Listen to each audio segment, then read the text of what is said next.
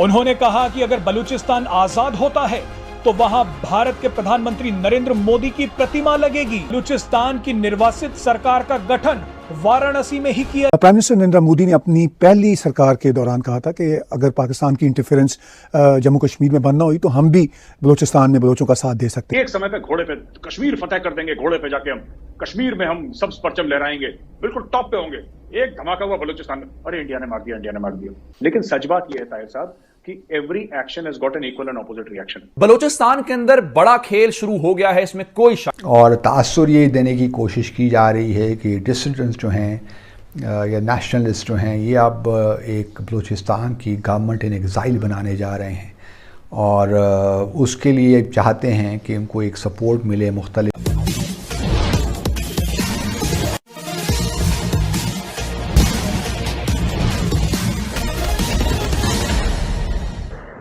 पाकिस्तान उधर कश्मीर का राग आलापने में लगा था। इधर पाकिस्तान का सबसे बड़ा प्रांत बलूचिस्तान ही पाकिस्तान के हाथ से निकलने वाला है। भारत आए बलूचिस्तान के प्रतिनिधिमंडल ने न केवल अपने देश की निर्वासित सरकार की शुरुआत बनारस से कर दिया है, बल्कि बलूचिस्तान में प्रधानमंत्री मोदी की प्रतिमा और तिरंगा लहराने की योजना पर भी अमल शुरू कर दिया है। इससे चीन और पाकिस्तान दोनों को बड़ा झटका लगा है। क्या है हकीकत, आइए सुनते हैं। पाकिस्तान के खिलाफ मोर्चा खोल चुके बलूचिस्तान के लोगों ने कुछ ऐसा कर दिया है जिसकी वजह से पाकिस्तान और चीन में हड़कंप मच गया है। सबसे मजे की बात तो यह है कि बलूचिस्तान के लोगों ने यह आवाज भारत में बैठकर उठाई है।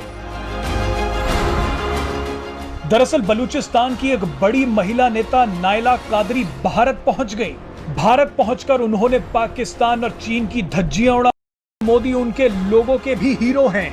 आखिर में नायला कादरी ने ऐसी बात कह दी जिसने सबको हिलाकर रख दिया। उन्होंने कहा कि अगर भारत सरकार अनुमति दे तो बलूचिस्तान की निर्वासित सरकार का गठन वाराणसी में ही किया जाएगा। उन्होंने प्रधानमंत्री नरेंद्र मोदी की जमकर तारीफ की। उन्होंने कहा कि अगर बलूचिस्तान आजाद होता है तो वहां भारत के प्रधानमंत्री नरेंद्र मोदी की प्रतिमा लगेगी। प्राइम मिनिस्टर नरेंद्र मोदी ने अपनी पहली सरकार के दौरान कहा था कि अगर पाकिस्तान की इंटरफेरेंस जम्मू कश्मीर में बनना हुई तो हम भी बलूचिस्तान में बलोचों का साथ दे सकते हैं। उसके बाद एक ऐसा परसेप्शन बना पाकिस्तान में कि बलूचिस्तान में जो कुछ भी होता है जो स्टेट के खिलाफ हो तो पाकिस्तान की आम जनता भी यही समझती है कि ये सब भारत का किया। चलिए मैं कह रहा हूं कि इंडिया ने मान के चलिए सपोर्ट कर दिया बलूचिस्तान में, ठीक है, मानिए कि सपोर्ट कर दिया, झूठा ही सही मान लीजिए, सपोर्ट कर दिया इंडिया ने। इसमें रोना क्यों है पाकिस्तानियों को? सर पाकिस्तानी रो क्यों नहीं है फिर? ठीक है, आप एक बात बताइए, कश्मीर बनेगा पाकिस्तान, कश्मीरियों से नाता क्या, ला इलाहा इल्लल्लाह। एक समय पे घोड़े पे कश्मीर फतेह कर देंगे, घोड़े पे जाके हम कश्मीर में हम सब परचम लहराएंगे, बिल्कुल टॉप पे होंगे। एक धमाका हुआ बलूचिस्तान में, अरे इंडिया ने मार दिया, इंडिया ने मार दिया। लेकिन सच बात यह है ताहिर साहब कि every action has got an equal and opposite reaction. अगर इनको लगता है, अगर पाकिस्तानी स्टेट को ये लगता है कि ये कश्मीर में कुछ करेंगे और इसका रिपरकशन नहीं होगा, तो ये अहमकों की जन्नत में जी रहे हैं। इसका 10 गुना ज्यादा रिपरकशन होगा। और ये आज जो पाकिस्तानी जिस स्टेट में है सर, इसका बहुत बड़ा हाथ कश्मीर का है सर। मुबारकबादी दी जा सकती है तो मैं बलोच भाइयों को, बलोच बहनों को मुबारकबाद देता हूं कि इन्होंने इतना बड़ा काम किया।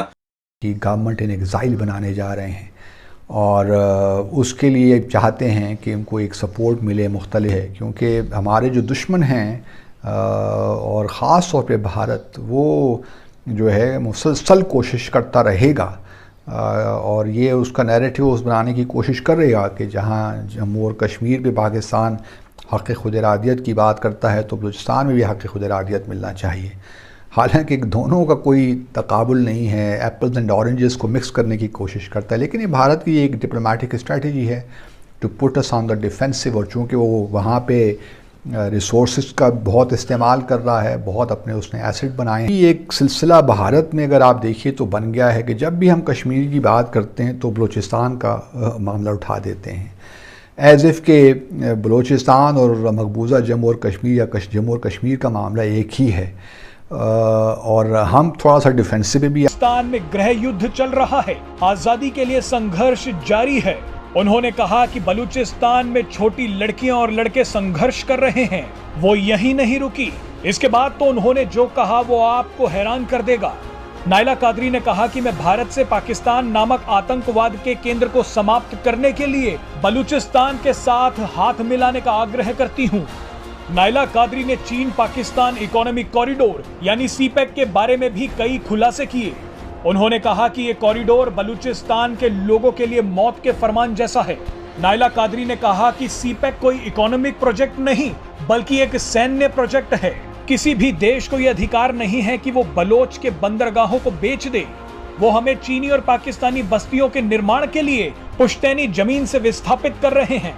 आपको भारत ने कभी ये जो बात छुपाई नहीं या ये नहीं कहा कि हम वो करते ही रहे हैं, बल्कि अगर आपको याद हो जो अजीत डोवल हैं नेशनल सिक्योरिटी एडवाइज़र भारत के, उनकी तकरीर फरवरी 2014 की, तो उन्होंने तो बड़े खुल के कहा था। उस वक्त वो नेशनल सिक्योरिटी एडवाइज़र नहीं थे, बीजेपी की हुकूमत अभी नहीं आई थी, लेकिन उस वक्त भी उनके यहाँ बड़ी क्लैरिटी थी कि हमने पाकिस्तान अगर मकबूजा जम्मू और कश्मीर से अपनी पॉलिसी तब्दील नहीं करता तो फिर हमें बलूचिस्तान में एक लिहाज से वहाँ डिस्टर्बेंस रखनी है पाकिस्तान के लिए। और फिर आपको ये भी याद होगा कि 2016 में जब वज़ीर आज़म मोदी ने 15 अगस्त 2016 को जब उन्होंने तकरीर की थी अपने यौम आज़ादी के हवाले से, तो उन्होंने बलूचिस्तान का जिक्र भी किया था। लेकिन हमने भी एक लिहाज से ये मौका दिया है। एक तो हमारी जो फॉल्ट लाइंस हैं हमने उनको दूर नहीं किया इंटरनली, तो भारत को ही मौका मिला और बहुत सी क़ुव्वतों को ही मौका मिला कि वो हमें जो है इस किस्म की जो फोर्सेस हैं, चाहे वो बलूचिस्तान लिबरेशन आर्मी हो, बलूचिस्तान रिपब्लिकन आर्मी हो, और बहुत सी जो ऑर्गेनाइजेशंस हैं, जो बैंड हैं, उनको बाहर के जो फोर्सेस हैं उन्होंने प्रोमोट किया। और फिर एक लिहाज से अब ये भी एक सिलसिला भारत में अगर आप देखिए तो बन गया है कि जब भी हम कश्मीर की बात करते हैं तो बलूचिस्तान का मामला उठा देते हैं, एज़ इफ़ के बलूचिस्तान और मकबूजा जम्मू और कश्मीर या जम्मू और कश्मीर का मामला एक ही है। और हम थोड़ा सा डिफेंसिव भी। अब वह दिन दूर नहीं जब बलूचिस्तान भी बांग्लादेश की तरह पाकिस्तान से टूटकर एक अलग देश बन जाएगा।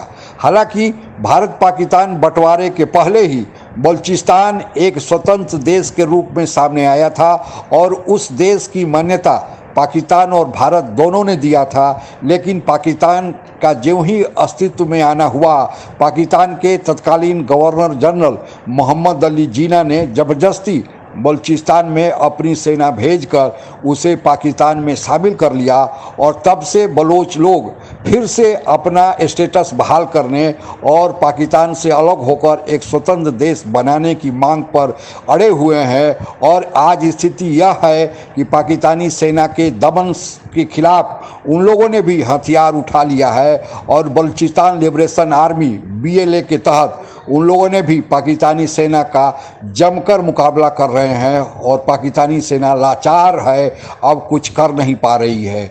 बलोच हमेशा से भारत की तरफ मदद की आशा रखते हैं और प्रधानमंत्री मोदी ने उन्हें कहा भी था कि वे बलोच लोगों की हिमायत में हमेशा आगे रहेंगे और उन्होंने सरकार में आते ही लाल किला से यह घोषणा कर दी। अब यह कब सपना बलोच लोगों का पूरा होता है यह तो आने वाला वक्त बताएगा। लेकिन अभी एक बलूचिस्तान का प्रतिनिधिमंडल भारत में है और वे भारत सरकार से उन्होंने मांग किया है कि उन्हें बनारस से अलग बलूचिस्तान राज्य के निर्वाचित सरकार के रूप में चलाए जाने की अनुमति दे। भारत सरकार इस पर गंभीरता से विचार कर रही है। बलूचिस्तान के लोग पहले भी जब भारत पाकिस्तान का बंटवारा नहीं हुआ था वे स्वतंत्र देश के रूप में थे और वे भारत के पास आए थे कि उन्हें भारत अपने में रख ले। लेकिन उस समय के जो हमारे तत्कालीन राजनीतिक शीर्ष नेतृत्व था, दूरी के कारण या कुछ अन्य कारणों से बलूचिस्तान को अपने में नहीं मिलाया। तब पाकिस्तान को मौका मिल गया। जिस तरह पाकिस्तान जम्मू कश्मीर पर नज़र रखे हुए था और जम्मू कश्मीर को भी अपने में हजम करना चाहता था, उसी तरह पाकिस्तान बलूचिस्तान को भी अपने में हजम करना चाहता था।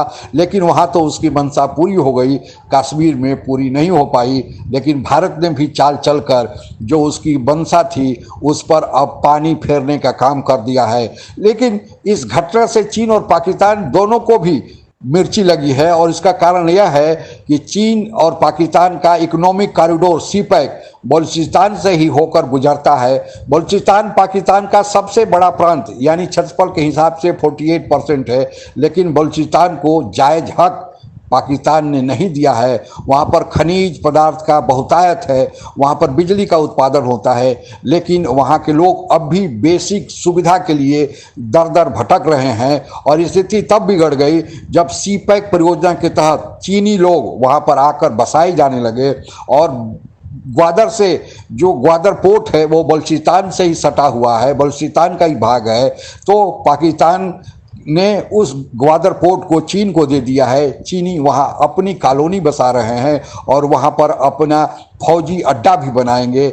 इन सब कारणों से बलूचिस्तान लोगों ने जो पहले उन लोगों का आंदोलन ढके छुपे था, अब इस चीनी और पाकिस्तानी संयुक्त बर्बरता के खिलाफ आवाज़ उठा रहे हैं। और इस आवाज़ में भारत की आवाज़ भी मिली हुई है। वह दिन दूर नहीं जब 1971 की तरह बलूचिस्तान के लोगों को भी स्वतंत्रता मिल जाएगी। आज के लिए बस इतना ही। जय हिंद। आप अगर हमसे जुड़ा रहना चाहते हैं तो कृपया मेरे चैनल को सब्सक्राइब करें तथा बेल आइकन भी दबा दें ताकि नई वीडियो की जानकारी तुरंत आप तक पहुंच जाए। धन्यवाद। जय हिंद।